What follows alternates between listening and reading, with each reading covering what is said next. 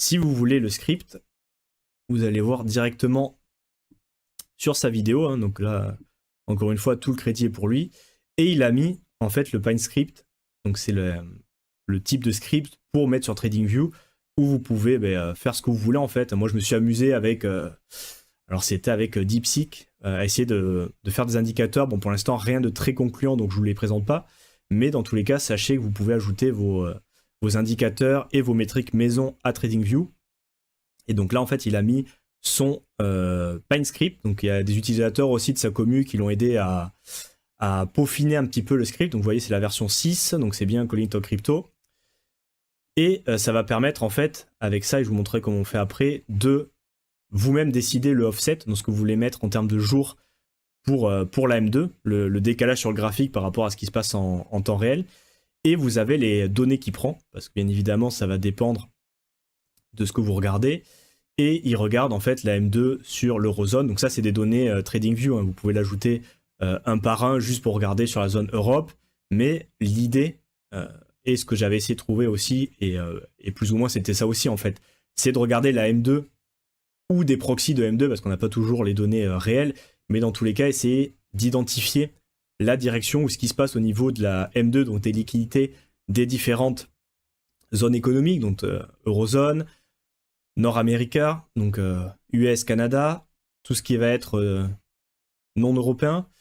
Alors CH, ça doit être la Suisse, GB, c'est la Grande-Bretagne, et les codes après, je les ai pas, les codes pays. Alors RU, ça doit être Russie, FI, je l'ai pas. Données du Pacifique, donc NZ, ça doit être la Nouvelle-Zélande, les données sur l'Asie, alors Chine, Taïwan, Hong Kong, Indonésie, Japon, Philippines, Singapour. Alors ça, je le fais un peu à partir des lettres pays, où je les connais pas tous, et Amérique latine, Brésil, Colombie, Mexique, AEU, les Émirats Arabes Unis, TR, je sais pas. Bon bref, vous voyez qu'il y a à peu près toutes les zones économiques et la M2 au niveau des zones qui sont vraiment importantes. Donc c'est un agrégateur au final de toutes ces zones économiques, toutes ces liquidités, pour avoir un proxy au final de ce qui se passe au niveau mondial, hein. Donc il peut y avoir des variations en Europe, augmentation, resserrement, mais au final au niveau mondial, il y a toutes ces zones-là, et il y en a qui augmentent, il y en a qui baissent, mais ça donne un peu un proxy pour savoir ce qui se passe au niveau des liquidités. Et donc en fait vous pouvez aller directement sur cette vidéo, donc vous avez le titre ici, vous pouvez le chercher, aller dans la description, copier tout ce script ici, et après dans TradingView, ça je vous l'ai déjà montré, mais vous pouvez ici en fait, éditeur Pine, et faire tout simplement un copier-coller. Donc là j'ai déjà copié le code, et vous pouvez l'actualiser sur le graphique, et en fait pour changer le offset, vous allez ici, donc ligne 6, offset, et vous pouvez rentrer le nombre de jours.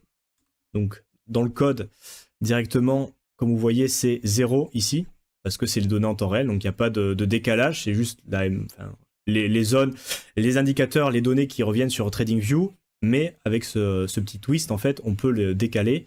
Donc on peut décaler, par exemple, si on veut mettre 75, là, je ne l'ai pas mis, mais on va mettre 45, parce que 75 il est déjà mis, actualiser sur le graphique, et du coup là, on a la M2 décalée de 45 jours, donc on voit que c'est un peu moins corrélé. Mais après, il faut dézoomer aussi un peu, parce qu'il y a des moments ça décorrèle un petit peu. Si on zoome après sur les dernières années, si on veut vraiment une corrélation optimale, il faut apparemment, c'est ce 75. Et vous voyez qu'avec 75, on a quand même une corrélation qui est beaucoup plus flagrante, notamment au travers des pics. Et donc, c'est ce scénario, ce dernier lueur d'espoir que j'ai vu au niveau du titre, hein. Pas les news, pas l'excuse, pas d'opium, de quoi que ce soit. Ça va vraiment être juste la M2, hein. Alors, je l'avais aussi l'autre graphique où on avait, et ça, on l'avait présenté, je vais vous le remettre parce que je sais que je l'ai quelque part, sur la préparation d'un des premiers lives. Ça, je vous ai bassiné pendant longtemps avec ça, mais ça a été le cas sur le cycle de 2013, ça a été le cas sur 2017, ça a été le cas sur le cycle de 2021.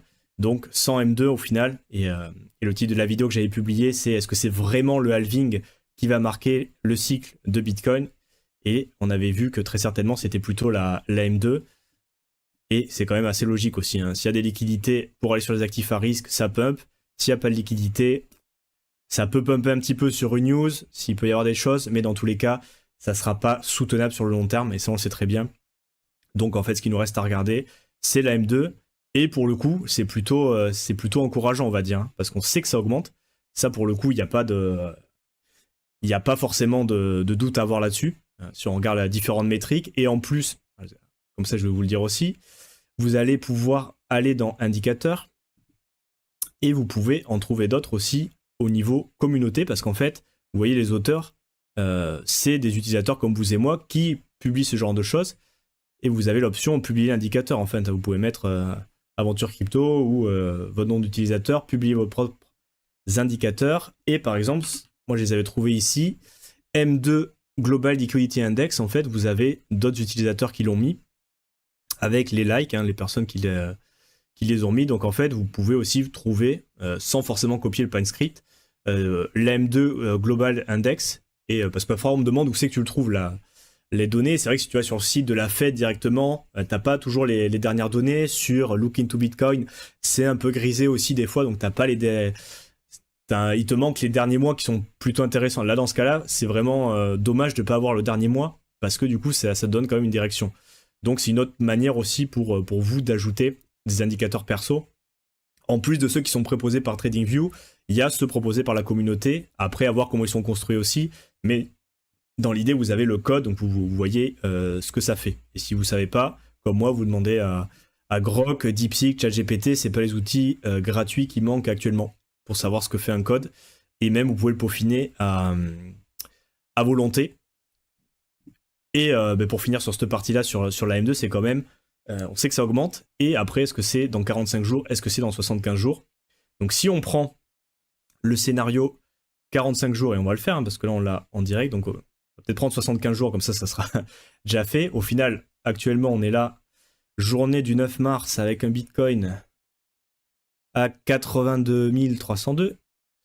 On a un lag, on a eu cette baisse de la M2, donc là pour le coup c'est assez corrélé, hein. Ça baisse. Bon, là il y a une augmentation, ça s'est pas reflété, parce que ça peut, voilà, c'est pas une corrélation parfaite non plus. On a vu et on sait que ça bouge dans le même sens à 84% du temps, mais bien évidemment il y a une zone, là par exemple sur cette zone là, c'est pas corrélé. La M2 augmente, ça dump juste après.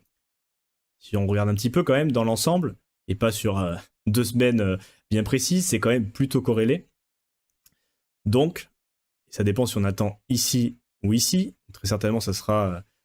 moi, j'attends dans cette zone-là maintenant. Donc là, il nous reste en fait, jusqu'à la fin du mois, un peu de douleur à attendre, hein, où ça va encore ranger. Est-ce qu'on va descendre en 72K? Pas forcément. C'est un support, donc c'est possible qu'on aille le taper. À mon avis, ça sera quand même assez rapide la récupération. Bon, si on passe en dessous, ça sentira très mauvais. Mais dans tous les cas, si on s'en fiche juste à la M2, ce qui passe la dernière fois, on pourrait attendre en fait une reprise, et en fait que ça se traduit, cette augmentation de la M2 sur Bitcoin, fin mars, début avril. J'ai pas de date précise à vous donner, parce que si on prend là, ça augmente. Bon, est-ce que ça va vraiment être au jour près? Pas sûr non plus. Mais dans tous les cas, voilà. D'ici, ouais, là il y aura une bonne augmentation. Je pense que d'ici mi-avril, on aura quand même la réponse. Donc c'est pas pour tout de suite d'un côté. On aimerait bien avoir une réponse, mais dans tous les cas, je pense qu'il y a quand même un petit mois, voire un mois complet, où on va rester dans cette zone d'incertitude avec les mauvaises nouvelles, jusqu'à ce qu'on ait cette fameuse augmentation de la M2 qui se traduit sur le prix du Bitcoin.